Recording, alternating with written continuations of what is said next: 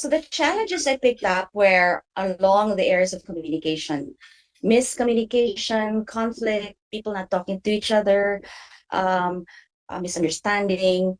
And I think one related area was you didn't say it, but silos. They're not really speaking in speaking terms. And I have this story about one leader who reached out to me and said, Ruby, I need help. I need help for you to facilitate our processes because we don't have solid, stable processes. Okay, so I was thinking, how can this leadership team be uh, leading the industry without processes? So I figured there was a deeper problem into it. And so when I asked further, I had this quick survey from among the team members. I discovered from their answers that they were not trusting each other, they were not talking to each other. And so in the first, session that they had asked me to support them with, I introduced a tool called Norms. Okay, norm setting.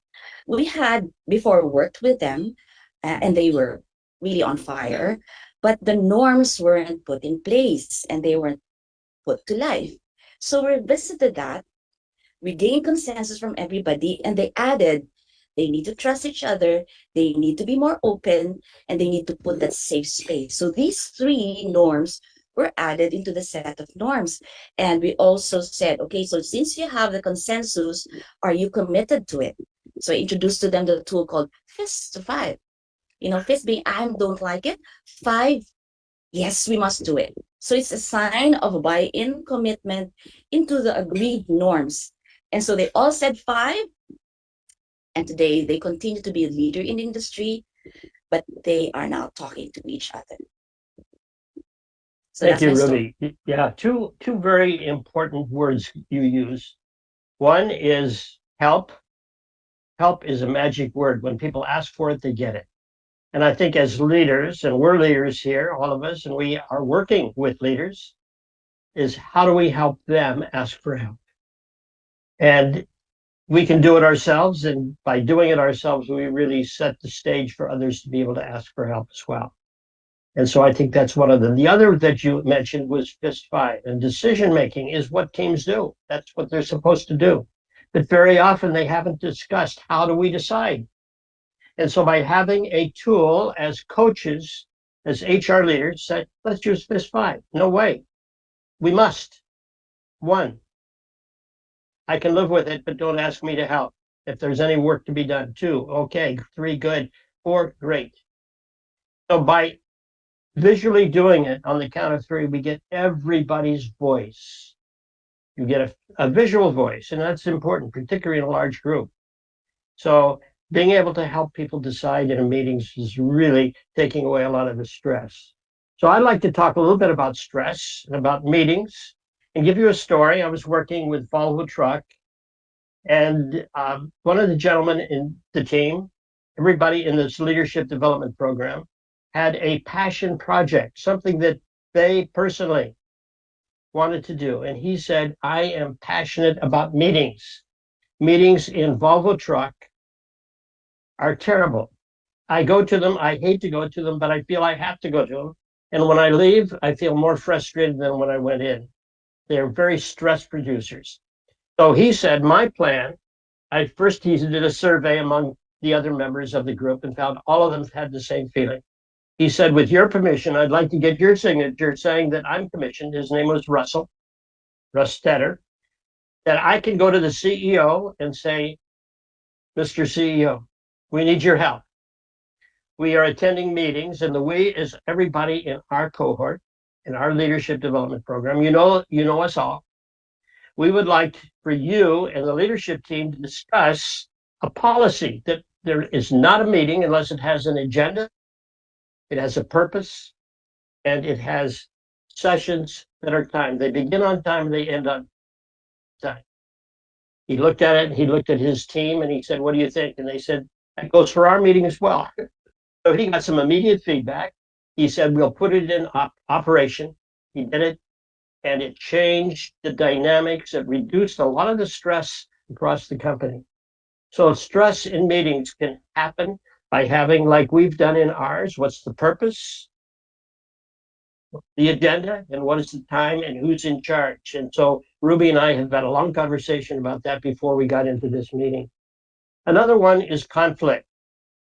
There's a lot of personal conflict that is going on inside teams where people aren't talking to each other. They're not looking at each other. And there are all kinds of things we can do to help that. One is to ask people, would you like to get out of conflict that you've had with another person? I was working with the team and I knew the two people that privately come to me and said, I can't talk to her. She said, I can't talk to him. We should be talking, but we're not. And as a consequence, our respective teams are in conflict as well. So I offered, would you be willing on a break that I sit down with the two of you to help you deal with your conflict? They said, please. I said, come to the meeting saying, what is your offer to her and what is your request of her? And to her, what is your offer to him and what is your request to him? They both came prepared.